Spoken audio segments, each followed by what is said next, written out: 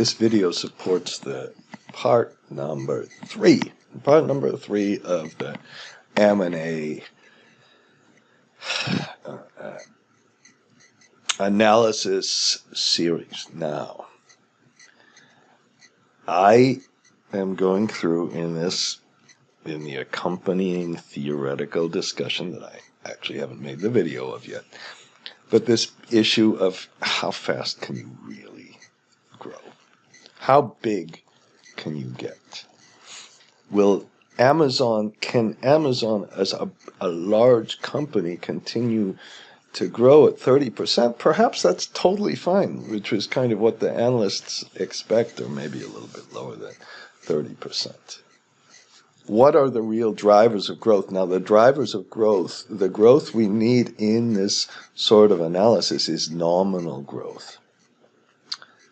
That means it's growth with inflation, unless you're doing all your modeling and your PE analysis and everything else in real terms, which is fine, but it's normally kind of nominal growth, and when you see an analyst projection, it's nominal growth. So we're going to look at things like economic growth, the relationship between corporate profits and economic growth, the relationship between inflation, what really has been inflation. All these people babble on about this stuff. Why don't you look at history? Why don't you get some historic perspective on all of these issues? And this is just pure numbers. No politics, no discussion about whether... I'm not going to get into all this, what's going on in the world, okay? Just look at some history. That's all my point is here. Now, in this video, to look at history, I've rambled on a little too much, but I need a little bit of introduction and structure on these videos. Excuse me for that. Okay, now I'm going to show you where to find the files. You find the files not here. You go to, you see I did some things for Kaplan. You go to this, you go to this chapters. Okay, I don't give these ones out really very much. You go to this one and you go to chapter 1. This is if you're getting it from the Google Drive. And if you get it from the Google Drive, you go to this folder named Stock Prices. And there are a whole bunch of other backup stuff in these stock prices, but this one is going to be, it's named Comprehensive Analysis Monthly. The reason it's named Comprehensive Analysis Monthly, now I've shown you this file before. You say, oh, he's being repetitive. No. I'm going to show you this time how to include population, how to add and adjust things for real and nominal, look at some inflation issues, and I'm going to go a little more slowly because this is a technical video, and if I violate and make this too long, I am really sorry. Now, the other place you can find this, is you go, that was just such a fascinating thing I was listening to. You go, and excuse me for this, you go to the, you have to press this little Rodin statue, and you go to the folder. There's a folder that has stock price retrieval and analysis. And then there's one called Stock Price Monthly. Now, I have to update this file just a little bit right now, okay? But that's where you can find it. So those are the two kind of places you can find it. Neither of them are updated until after this video is going to be finished. So let's get this. So now I've opened this file. Now, I would like to, we have got in this file, we can read in all of these stock indices. So right now I have the US S&P 500, the Dow Jones Industrials, I have them twice. So instead of getting the Dow Jones Industrials twice, how about we get the CAC 40, okay? And then we put this little description here. Now, when you put the little description here, and I'm gonna also get, perhaps, I hope I have, excuse me, where is the Footsie? I suppose that Footsie is it there? It's not there, whatever. Let's get the this Chicago options. Okay, whatever it is that the volatility index or something? It could be, I don't know. I'm afraid I don't know. Okay, we could get some indices from this Fred data as well. And I'm trying to show you how you can update all of these, and then we can put in all sorts of different stocks. And I think I have enough stocks here that I don't need to really add anymore. You can add hundreds of stocks. I suppose it really doesn't take very long to download them. Google Finance is adjusting its website, so I've got to move this. Now, what I'm doing here is this is again from the Fred index, and I want to move these down. Now, when you move these like this, it creates a potential little problem that I'm going to discuss. It's an easy thing to fix. But then I'm going to put some exchange rates in here. Okay, and the reason these are special kind of places, because a lot of times you want to deflate things. You want to put things in real terms instead of nominal terms. That's why I put these two here. And other times you want to adjust for different currencies, because things like the CAC 40 will be in euro, not in USD, and you might want to adjust that. And do I even have the euro exchange rate there? I don't know if I put the excuse me, I suppose I don't. Just a minute. Okay. Let's put it over here. Now the first two are again, I'm repeating myself, but I think it's worth repeating. First two you divide by. The first two you divide by to get a real number. The next 1, 2, 3, 4, 5 you multiply by. Now to look at growth a little, I put some nominal data on GNP and GDP, mainly U.S., because I'm going to look at U.S. stocks a little bit. You could also put the matter does it. Okay, now let's say I want to put the U.S. population here as well. Because if you're looking at a beer company or Amazon or whatever, a life insurance company that we looked at before, to say that we can grow a lot faster than the population on a real basis, that means people would get very, very fat and very, very drunk if the growth rate is a lot higher than the population growth. Now, you could say, our company, Diageo, has much, much better beer than this horrible Budweiser you drink. Not Czech Budweiser. No, but this U.S. Budweiser. You could say, that's so much better.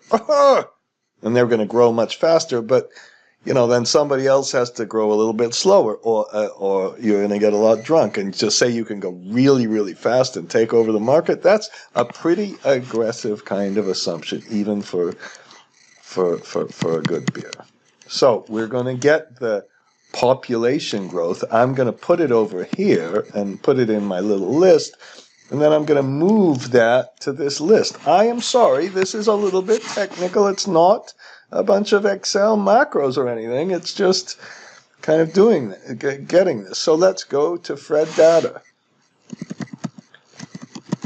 Okay, and this gets you there pretty fast because it's pretty good and a lot of people use it. And then I suppose I'm going to go to category, and then I'm supposed to find population, and maybe I can just put US POP. Will that get it? Okay, I hope. Monthly. Let's get it monthly. I don't want 54. I want the total population. Total populations. Thousands. No, including our armed forces. Oh, God. I just want regular old population. There it is. And what you do is as soon as you get this, you need this little code number. You need that little code number. So you take it and you plop it into a little area here. I'm going to put it right here, I think. I better Control C, Alt EST, okay? And then this one has this little mid thing, so it, and what did I've got to copy these two things too, I think. Okay, what it does is it finds a bracket. This finds the opening bracket, finds the closing bracket. If you have two brackets, it kind of gets you a little screwed up. And then it puts this little thing you need. And then over here you have to put what you want the sheet name to be named. And I'm going to call it US population. Okay, and I'm going to go up here and put, after our exchange rates, let me see, I have some, after the exchange rate, I put some GDP, GNP, all that stuff, some real stuff. Then I put some corporate profits. Then I put some with and without inflation. Then I said, well, how much do people really earn? Let's look at corporate profits versus earnings of people who have to buy the beer and all that stuff. So we're going to put this over here and get first we get this code number. Second you could have clearly have just copied it. And then we get this little description that we'll use for the drop-down box. Okay? All right, so that illustrates how you can go and just add something into this. And now we're going to get it back kind of in shape. Now, okay, I've just changed it. I've added a variable. That's the issue. After we add a variable, okay, here's the thing to do. Now this one, we have a list of everything, which was a pain to put all this list together and get it all here. But if you notice this, even if I'm pressing Shift F9 here, and we have corporate profits, insurance, and all that. And because I messed around with this and I put it, copied and pasted and moved things around. Unfortunately, I'm working on how to fix this. I'm just telling you right for now, you have to copy these, just double click on these two things and kind of refresh them. And now you have, I hope, just 1 second, I'm going to find it. There it is. There's the U.S. population. Okay? And what we also have is we have this now list, this very, very long list of things that has somewhere we'll have the U.S. population. And when we go to our multiple stock graph down here, it just takes kind of what was in that other one. I'm pressing Shift F9 to make sure it updates it. And somewhere after all the stocks, we have the U.S. population. Okay, that's how to get a variable in. Now, once you get a variable in, I'm going to save the file because I'm a little bit afraid of all this stuff still. You clear all the sheets. Okay, and then after you clear all the sheets, you start pressing all these. Now, I'm not going to read the Google indices because I don't want them, or the Google prices. Those are kind of work in process a little bit. All right, I'm going to first read the stock price indices, and now after I start just pressing these, I'm going to pause the video because, okay, I just finished reading all this stuff in. Took about 7 minutes, or maybe 8 or 9. I didn't put a time on this. I'd have to put a start time and a finish time. The thing that took the longest was reading all these. The rest of them took almost nothing. Okay. Then once we get it all kind of in, now let's just start looking at a couple of things. And instead of the typical thing kind of I might do is I might go to the US S&P 500. I've almost designed this this whole file around the S&P 500. You know, because the finance.yahoo has that stock, and it goes all the way, the series, it goes all the way back to 1950, and you can study this. Now, if instead of wanting to start with the US S&P 500, let's go down to all this economic data. And on the economic data, I'm going to just look at a kind of inflation rate. And then it just kind of takes us straight to the inflation rate.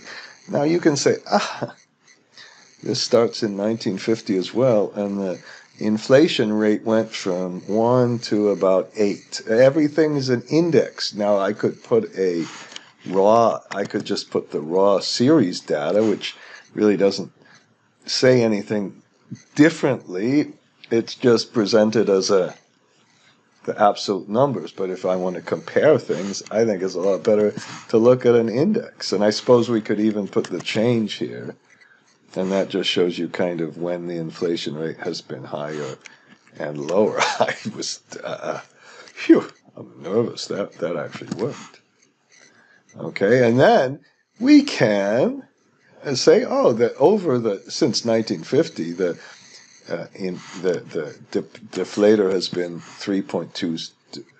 Leave that. Excuse me. What happened there is the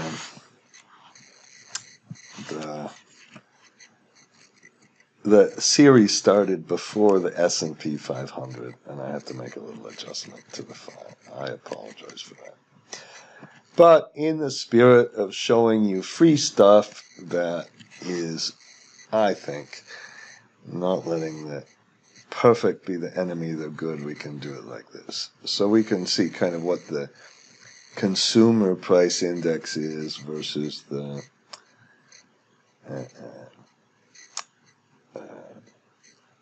implicit price deflator. Now, if I would deflate, I could deflate the implicit price deflator by the deflator, and we get 1. I could deflate, in other words, just multiply it, and you can see kind of how the two react to each other. So you can deflate. This is when I said that stuff about deflating things or inflating things, okay? So I'm going to put those back, okay? I'm trying, like I said, I'm trying to get this stuff close, okay? If I go back and put kind of 0 in this thing, it just doesn't do anything. It doesn't kind of whatever. It doesn't move things around. Now it doesn't deflate, inflate, or do anything else. Now let's say that let's go down and get the gross national product. Okay. And there we have that. I'm going to press false to all. That little thing. And then there's the 2008 recession, which is kind of interesting that that's the only one you see. You see that the GDP has increased by 6-point-something% in a nominal terms over long term. But if you go back through 1992, it's been about 4%, again in nominal terms. Okay. And here, since 2003, with the recession, it's increased by about 3%. So this is in nominal terms, remember. So you can then what we can do is deflate this. And remember, I said those first two things, I didn't know really how to do this, but if I deflate this, excuse me, by let me push it up here. It's too small. I can't do it. I'm losing it. And then the real GDP has gone up by about 2.3% since 94. Now, if I use the other, I deflate it by the CPI, it's gone up by about 2%. And we can go back to 1979, and it's 1.99, and we can go back to 1971, and we can do all of this kind of stuff. So if anybody says, the GDP, it's going to grow by, I guess there's some man named Donald who says it's going to grow by 5%, the real GDP. What a bunch of shoot. Okay? Now, I'm just being historic. I'm just talking about history, not politics. Okay. Now, we could also, instead of doing it like this, okay, and again, I'm going slowly. You can turn the video off, or the best thing is you try some of this yourself. If you go down and want to look at real, where's our real GDP? Real gross domestic product. How about that? Then we can kind of see the same numbers. Okay, we've already deflated those. Okay, I think they're kind of the same. So I'm just really showing you a little bit how to use this file, okay? I'm having fun doing it. I think this is a fascinating look at a little bit of history of inflation and GDP and everything else. Now, if you want to instead, we just said, well, let's compare our population growth, because if we're going to drink a lot more beer, we got to get a lot more young people to start drinking all this beer. Huh. And where is that? Because we're studying beer companies and Amazon and things like that. And then we find this. Remember, I had a little bit of problem finding this because that's the one we just added. Okay, and there's our population growth, which it looks like might have been a quarterly series or something. But there, it's about 1%. That says if the GDP is growing by about 2%, we've got 1% increase in productivity. God knows where, from people cutting hair more efficiently or something like that, or making you iPhones or something. I don't know where the productivity is, and then we can look at how much population kind of grows compared to GDP. And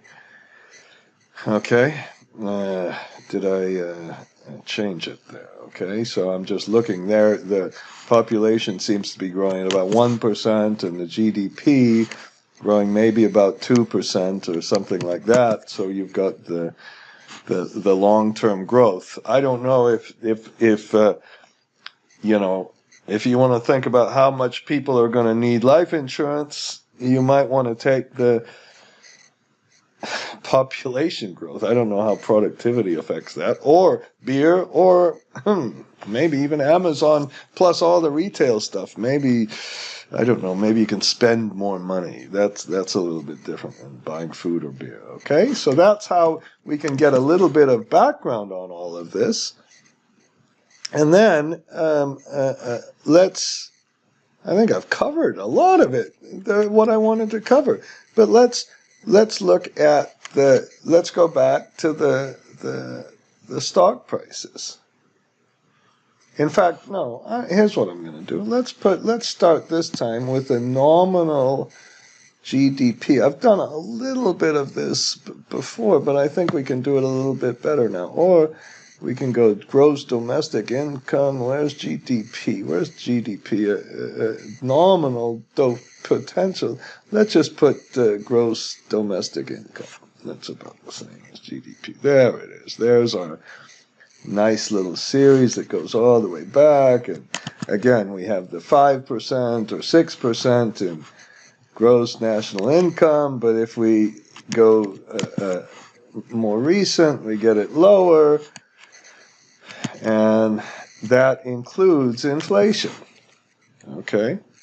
And if we put it in real terms. Oh, God, I can't seem to do this. Maybe I should have made the spinner boxes a little bit bigger. I was inconsistent. We have a little more productivity growth that we're going to get from tax cuts and all that stuff. Then we can compare that to the S&P 500. And this is the kind of interesting thing, is just how much the stocks have grown. Now, I put those in nominal terms. I can say, well, what are the stocks been in real terms? And you say 5% versus 3%. That's not much. That's enormous, that difference. It shows you, and these are both now in real terms, and we can go back further and look at what stocks have done in real terms. There was some problems there. So, that's kind of interesting. If you look at the recent trends, I didn't realize that compared to the long-term trends. Okay, this time everything's in real terms. Let's start with maybe a little bit before the year 2000, because we had some bubbles and all that stuff. Okay, or let's start, again, we have always this starting point problem. I'm just babbling on right now, but I like this. So, okay, and then we can also look at corporate profits. All right, and we just go down here and find the corporate profits. Now, that's kind of like a PE ratio. Now, here's the problem with corporate profits, and I think I'm going to stop now because I'm getting out of any kind of, I don't really have any expertise. I'm just a student. I'm not a teacher. And gross domestic product, corporate profits. Let's throw those in.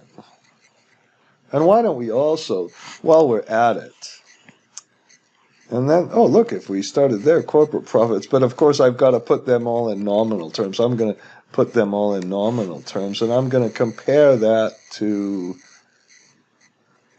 compensation of employees. So we'll kind of see what the workers and the providers of capital have gotten. Okay, and we'll put them all in kind of nominal terms. And if we started with, let's start with back when Carter was president, Jimmy Carter was president, okay? The compensation has been a little bit lower than the GDP. The corporate profits, not much higher, but the stock price has gone much higher than all of that. There's been basically an increase in the PE ratio. If we start with 1990, we get about the same thing. Again, corporate profits growing a lot faster than the overall economy. This little thing where you take it out, it doesn't look much, but it is. And again, there are people getting very high salaries so this doesn't give you kind of maybe what's really going on. And then we can start somewhere in the middle of the 90s. And then, when you do it kind of, I don't know, let's go to 2003 or something after. There's this thing that's showing up where you have the kind of an increase in the price, this increase in the kind of PE ratio that we see from at least this kind of corporate profits. Okay, now, sometimes I really have no idea what's in this stuff. Okay, I'm saving this file again. I'm just paranoid a little bit. And I'm going to update the table of contents. When I do that, I have a little bit of problem when I update it because this macro kind of is there and I have to do that. Okay, and then if we want to go down and I want to look at corporate profits here, and I get this stuff, but when it does it reads, when I read this Fred data, and it kind of splits it up. So I have to I just press Shift Control F, and it says where you get the stuff from, and you can remind yourself. And then there was something called adjusted corporate profits, and it tells you something about it. That didn't really tell me enough about it. From the U.S. Bureau of Economic Analysis, it's seasonally adjusted, it's quarterly, it's billions of dollars, it's not adjusted with inventory value adjustment. This is corporate without inventory value adjustment. Okay, and then we have compensation to employees. Shift Control F, and it says kind of what they are. Okay, a little bit. It doesn't, salaries and salary accruals. So that's that. That's a little bit back up to all our growth rate discussion. And I guess if I want to go all the way back home, I have to right-clicking on this one and going to the contents. I think, oh, there's a Shift Control Z that does that the same thing. I should document that a little bit more. Okay? Enough of that. Bye.